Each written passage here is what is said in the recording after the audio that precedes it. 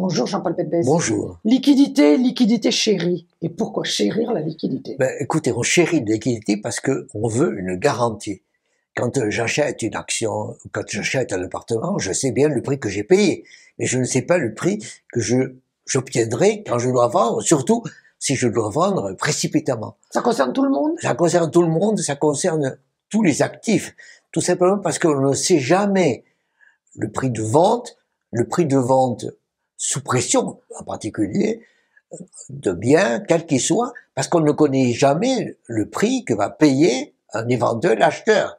On sait ce qu'on a acheté, on sait le prix d'achat, on ne sait jamais le prix de vente, surtout quand c'est pressé. C'est vrai pour tout? C'est vrai pour tout, mais c'est surtout vrai quand il y a des tensions, des difficultés pour certains marchés particuliers, tendus et spéculatifs. On voit bien ça avec les crypto-monnaies aujourd'hui, qui baissent de valeur tout simplement parce que elles ont beaucoup monté avec beaucoup de dettes derrière, et aujourd'hui il y a beaucoup d'inquiétudes. Et donc on a aujourd'hui beaucoup de valeurs de ces crypto-monnaies qui baissent, sinon on s'effondre. C'est pour ça qu'on a des faillites. Et c'est pour ça qu'on a des faillites.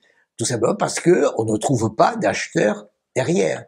Mais c'est la même chose que l'on trouve aujourd'hui maintenant avec les grandes valeurs de la tech, qui étaient avant les chéris du Nasdaq, les chéris même des bourses de Paris.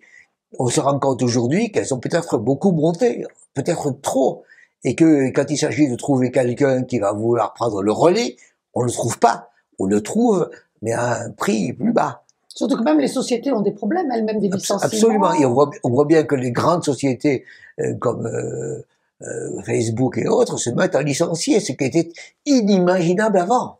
On retrouve ça effectivement aussi dans un marché de niche qui sont l'immobilier. Par exemple, les maisons à Londres baissent, par exemple le Nasdaq, Las Vegas, le prix baisse, et donc on voit bien que quand il s'agit des crypto-monnaies, quand il s'agit des valeurs tech, quand il s'agit de certaines niches d'immobilier, tout ce qui a beaucoup monté aujourd'hui est en train de baisser, éventuellement beaucoup. Le mirage se réduit. Le mirage se réduit tout simplement parce que derrière ce mirage, comme toujours, il y a beaucoup d'espoir, beaucoup, évidemment, d'espoir de s'enrichir, et beaucoup de dettes qui ont permis d'acheter beaucoup.